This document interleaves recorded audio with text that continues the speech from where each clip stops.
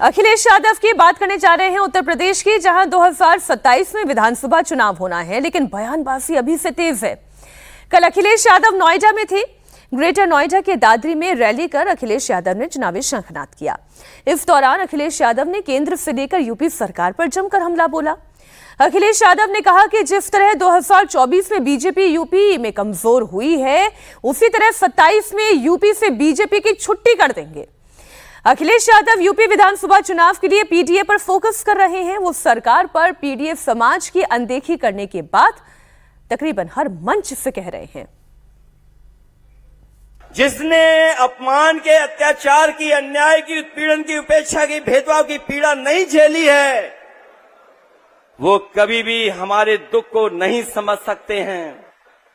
वो हमदर्दी तो दिखा सकते हैं, लेकिन वो लोग हमारा वो दर्द महसूस कर सकते हैं जो हमारे घर को गंगा जल से धुलवाने पर हमको हुआ था।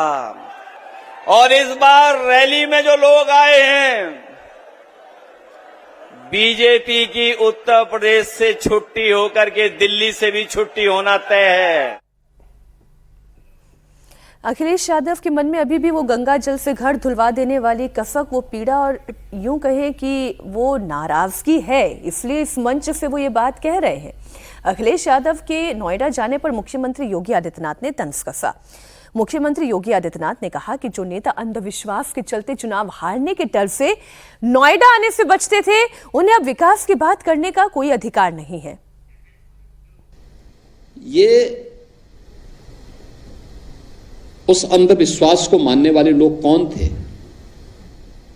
जो भारत की आस्था पर उंगली उठाते हैं? मुख्यमंत्री रहते हुए वहां नहीं गए, लेकिन अपनी विभाजनकारी राजनीति के लिए फिर आज नोएडा पहुंच गए, ग्रेटर नोएडा पहुंच गए।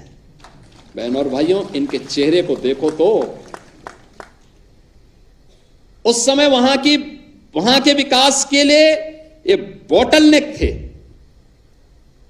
उस समय इन्होंने वहां बाधाएं खड़ी की, बैरियर खड़े किए। आज किस मुंह से विकास की बात करते हैं? या तो विकास वाली राजनीति होगी या अंधविश्वास वाली राजनीति होगी। योगी जी ने जिंक्स तो तोड़ा ही। नोएडा पहुंचने वाले पहले सिटिंग सीएम रहे।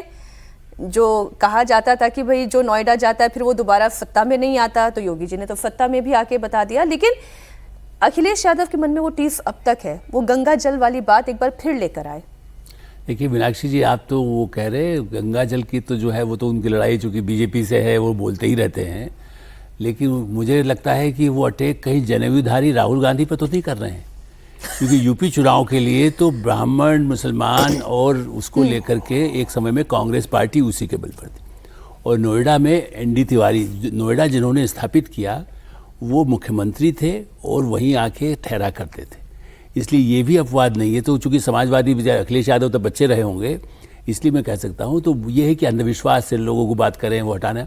लेकिन मुझे लगता है कि वो जैसे हम केरल में चल रहा है ना कि वो बी टीम है, अखिलेश यादव भी अभी चाहे कहने को वो साथ में हैं, मैं इसलिए उस बात को गहराई से साथ में नहीं साथ में है ना कांग्रेस के। हाँ। लेकिन क्या वही तो कांग्रेस का तो वोट वही तो लेना चाहते हैं बीजेपी से कि प्रकार ब्राह्मण हमको मिल जाए, बनिया मिल जाए, हमको ये मिल जाए। वो भी पिछड़ों की बात दलितों की करते हैं, लेकिन जनेऊधारी किसने कहा था? राहुल गांधी तो अपने को जनेऊधारी ब्राह्मण बताते हैं ना। अब वो चर्च जाते हैं कि ब्राह्मण हैं कि मछली, तो उनको मांस खिलाना तो सिखाता लालू यादव सिखाते हैं कि कैसे मीट बनाया जाता है। तो ये जो विरोधाभास है, अखिलेश यादव ने दोनों पर हमला करते हैं और अल्टीमेटली आप देखिएगा कि कांग्रेस वहाँ अभी भी और भी पीछे कितनी खत्म हो सकती है। तो